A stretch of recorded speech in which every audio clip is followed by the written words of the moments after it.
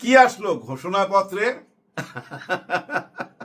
ভাই বিশ্বাস করেন, বাংলা ভাষা যে এত কঠিন আগে বুঝি নাই।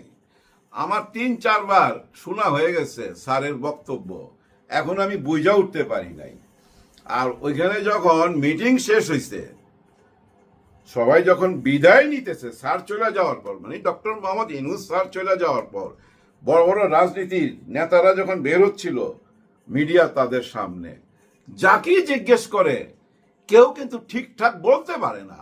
মানে সবই কিন্তু বাংলা ভাষায় বলছে, কিন্তু মাথায় নিতে পারতেছিল না। অনেক কিছু মাথার উপর দিয়ে চলে গেছে, আর যেটুক ভিতরে ঢুকছে সেটুকু বলতে পারতেছে না। সবাই বলতেছে আমরা নিজেরা বসবো মিটিংয়ে, তারপর আমরা আমাদের অভিব্যক্তি প্রকাশ করব, ওনাদের মনের কথা পরে প্রকাশ করবে, এই মুহূর্তে কিছু বলতে পারবে না। প্রায় সবাই একই কথা বলছে যে এই মুহূর্তে কিছু বলার নাই।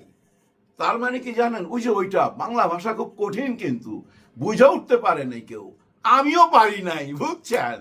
তবে এইটুক বুঝছি যে আইনি বৈধতা দেওয়া হয়েছে জুলাই গণ অভ্যুত্থানকে। একেবারে সরাসরি বৈধতা দিছে এমনও না, আবার একেবারে দেয় নাই এমনও না। কিছু কাজ রেখে দিছে, আগামী সরকার যে আসবে নির্বাচন করে তারা সারবে সেই কাজটা, তাদের হাতে দিয়ে দিছে। কিন্তু এটা কি মেনে নিবে? না, মেনে নিবে না। এটা নিয়ে বিতর্ক হবে। এই সরকারের হাতেই সবকিছুর দায়িত্ব। এখানে কিন্তু দেখেন, জুলাই যারা শহীদ হয়েছে তাদেরকেও স্বীকৃতি দিছে এবং আইনি বৈধতা পাবে, তাদেরকে আইন সবসময় সুরক্ষা দিবে, শুধু দিবে, আশ্বাস দিছে। আর গত 16 বছর, না 16 বছর না, একেবারেই 71 থেকে শুরু করছে। 71 সাল থেকে নিয়ে কিভাবে এই দেশটা এই পর্যন্ত আসছে, মাঝখানে কি কি ঘটছে, ওই যে 75 সালে কি ঘটছে, সিপাহী বিদ্রোহ কেন হয়েছিল, এবং এরশাদের সময় কেন জন অভ্যুত্থান হয়েছিল, অনেক কিছু তুইলা ধইরা সোজা কথা গত 16 বছরে আওয়ামী লীগ কি কি অপকর্ম করছে এটারই বর্ণনা ছিল। ধইরা নিতে পারেন আওয়ামী লীগের কবর খোদা হয়েছে, এটাতে কবর দেওয়া হবে, মাটি দেওয়া হবে, এইটাই কিন্তু মূল কথা। আজকের বক্তব্যে যা যা শুনছেন, গত 1 বছর কিন্তু আমরা এগুলো শুনে আসতেছি। হ্যাঁ, একেবারে যে নতুন কোনো কথা শুনছি তা না, কিন্তু কিন্তু কিছু বাংলা ছিল ভাই একটু কঠিন, এগুলো আবার খুব সুস্থ মস্তিষ্কে রাইতে শুয়ে শুয়ে চিন্তা করতে হবে যে এই কথার মধ্যে কোনো অর্থ লুকায়া আছে কি না। ভাই বিশ্বাস করেন, কেউ তো বুঝতে পারতেছে না। আসলে হয়েছে কি জানেন, ওই যে লিখিত বক্তব্য, তো লিখিত বক্তব্য এরকমই হয়, কিন্তু স্যার যদি কাগজপত্র না নিয়া নিজে নিজে দাঁড়ায়া প্রকাশ করতো মনের ভাব, আসলে সেটাও তো হয় না। কারণ এখানে জুলাই ঘোষণাপত্র, তো আর এই ঘোষণাপত্রের পুরা ভিতরটা কি, আওয়ামী লীগের অপকর্ম, এবং এই অপকর্মর কারণে একটা জুলাই গণ অভ্যুত্থান হয়েছে। যারা জুলাই গণ অভ্যুত্থান করছে তারা আইনি বৈধতা পাবে, তাদের পাশে আইন থাকবে এবং তাদেরকে সংবিধানে জায়গা করে দেওয়া হবে। কিন্তু পুরাপুরি জায়গাটা পাবে আগামী যে সরকার আসবে নির্বাচন কইরা, তারা পুরাপুরি জায়গাটা কইরা দিবে, এইটুক। এখন সব দল কি এটা মাইনা নিবে? মনে হয় না মাইনা নিবে, না মাইনা নিবে না। কারণ আগেই তো বইলা ভালাইছে জামাতে ইসলাম যে আইনি বৈধতা লাগবে, সংস্কার লাগবে, তারপরে নির্বাচন। এবং ওনাদের সঙ্গে এনসিপিও তো একই কথা বলছে, চরমনের পীর সাহেবও একই কথা বলছে। এখন দেখি না কি হয় সামনে, কারণ এই ঘোষণাপত্রের মধ্যে তো সবাই দস্তখত লাগবে। এখন সবাই দস্তখত যদি করে ওকে, আর যদি না করে তার মানে ভেজাল রয়ে গেল। দেখেন, আজকের এই জুলাই গণ অভ্যুত্থানের ঘোষণার দিন 5ই আগস্ট, বিশেষ একটি দিন, বিশেষ 4 জন মানুষ গায়েব। চিন্তা করতে পারেন, ওরা কক্সবাজার চলে গেছে বেড়াইতে। হ্যাঁ, হাসনাত আব্দুল্লাহ, সার্জিস, নাসির উদ্দিন পাটোয়ারি, তাসনিম জারা। তাসনিম জারাকে ওখানে খুবই দরকার, কারণ ও তো মারাত্মক ইংলিশ বলে তো ভাই, একেবারে বিদেশিদের মতো। পিটার হাসের সাথে বৈঠক তাদের কক্সবাজারে। চিন্তা করেন, এমন একদিনে 5ই আগস্ট, তার মানে কি খুব গুরুত্বপূর্ণ মিটিং, কিন্তু এটা খুব গুরুত্বপূর্ণ। ওই মিটিং কইরা 3:30টার বিমানে আবার ঢাকা আসার কথা, আসতে পারছে কিনা জানি না, আসুক না আসুক, এই মিটিংটা ভাই কে অ্যারেঞ্জ করে দিল তাদের সঙ্গে? এই মিটিংটা কে অ্যারেঞ্জ করে দিল? এর ঘটক কে? হ্যাঁ, এই গোপন বৈঠকের একজন তো ঘটক আছে যে ঘটকালি করছে। পিটার ডি হাস কার মাধ্যমে এই চারজনকে কক্সবাজার নামাইলো? নিশ্চয়ই এই চারজনকে তো কেউ বলছে যে জুলাই গণ অভ্যুত্থানের এই ঘোষণাপত্রের অনুষ্ঠানে থাকার চেয়ে কক্সবাজার যাওয়া খুবই জরুরি, মিস করা যাবে না, তাড়াতাড়ি যাও, এরকম একটা আদেশ বা উপদেশ কেউ তো করছে। সেই ঘটককে এই গোপন বৈঠকের তার হাতেই কিন্তু নাটাই সুতা, এটা মনে রাখেন। কক্সবাজারের এই মিটিংটা ভাই অনেক ভোগাবে, অনেককে চিন্তায় ফেলে দিবে। আমাদের সুশীল সমাজ তো চিন্তায় পড়া যাবে, কারণ এরা তো পোলাপান, চিলড্রেন পার্টি। এদের সঙ্গে কিভাবে পিটার ডি হাস বসলো? ওর তো বসার কথা বড় বড় রাজনীতিবিদদের সঙ্গে, পোলাপানের সঙ্গে কে? ভাই ব্রাদার, পিটার হাসকে কিন্তু সহজভাবে নিয়েন না। এটা কিন্তু একটা গুরুত্বপূর্ণ ক্যারেক্টার আমাদের দেশের রাজনীতিতে। আওয়ামী লীগ আমলে ওনার চলাফেরার কথা আপনাদের মনে আছে? হ্যাঁ, উনি অনেকের বাসায় চলে যাইতেন এবং এটা নিয়ে কিন্তু রাস্তায় মিছিলও হয়েছে। আওয়ামী লীগের ছেলেপেলেরা মিছিলও বাইর করছিল তার বিরুদ্ধে, যে সে কেন নাক গলায় আমাদের রাজনীতিতে। সেই লোক কিন্তু পিটার হাস। এখন কক্সবাজারে নিয়ে কি আলাপ হইতে পারে ভাই? একটু চিন্তা করেন তো। হ্যাঁ, সত্যি চিন্তার ব্যাপার। তবে আমার মোটা মাথায় যেটুক মনে হয় সেটুক আপনাদের সঙ্গে শেয়ার করি।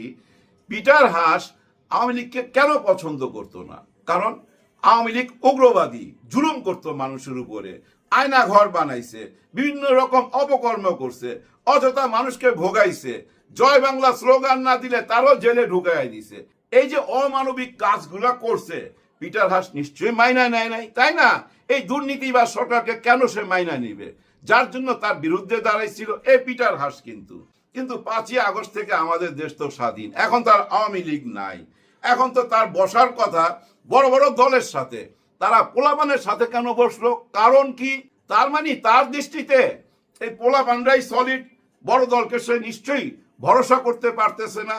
আর তার উদ্দেশ্যটা কি? আর পিটার হাসের নিজের এত আগ্রহ কেন? এটা কি তার ব্যক্তিগত কোনো আগ্রহের ব্যাপার? না, একদমই না। উনি তো আমেরিকার হয়ে কাজটা করতেছে, আমেরিকা যা চাচ্ছে উনি সেটাই করতেছে। আওয়ামী লীগকে আমেরিকা পছন্দ যে করতো না, এটা তো আমরা এতদিনে বুঝা ফেলাইছি। পছন্দ না করার কারণ ওই যে একটু আগে বললাম যে তারা অপকর্ম করত। তার মানে কি? যারা অপকর্ম করবে, দুর্নীতি করবে, চাঁদাবাজি করবে, সংখ্যালঘুদের উপরে জুলুম করবে, অরাজকতার সৃষ্টি করবে, তাদের সঙ্গে তারা না, তাই না? এটাই তো বোঝায়। যার জন্য অন্য কোনো দলের সঙ্গে না বৈশা দেখছে যে ভাই এই পোলাপানের দলটা এখনো ভালো আছে, সবাই তো ভালো, তাই না? এরা জুলাই গণ অভ্যুত্থানের সাথে জড়িত ছিল, ওদের সঙ্গে একটু বসি, ওদের মগজের মধ্যে কিছু ঢুকাইয়া দেই। এইটাই তো হইতে পারে। আমার যেটুক মনে হয় পজিটিভ ভাই। হ্যাঁ, ভালোর জন্য বসছে, কোনো ষড়যন্ত্র করতে বসছে এমন কিছু না। অনেকে বলতেছে ওদেরকে কক্সবাজারে নিয়ে দেখাইবো ম্যাপ ট্যাপ, যে আমাদের এই যে এইটুক দরকার, মানে কক্সবাজারের ওই জায়গাটা আমাদের লাগবে, ওদিকে সেন্ট মার্টিন লাগবে, তোমরা এটা নিয়ে কোনো কথা বলবা না, তোমাদের টাকা পয়সা ডলার যা লাগে আমরা দিয়ে দেবো না। এরকম কিছু না ভাই। আর এরকম কিছু মাইনা নিবার মতো লোক ওই 4 জনের মধ্যে একজনও না। ওই 4 জন কিন্তু একেবারে বাছা বাছা। এর মধ্যে তাসনিম যারা এখন ইম্পর্টেন্ট, হ্যাঁ, ভাষার জন্য ইংরাজিতে তো ভাই 1 নাম্বার, বিদেশে লেখাপড়া করছে। আর পিটার হাসের সঙ্গে যা কথাবার্তা বলবে, কেউ যদি বুঝাইতে না পারে তাসনিম যারা বুঝাই দিবে।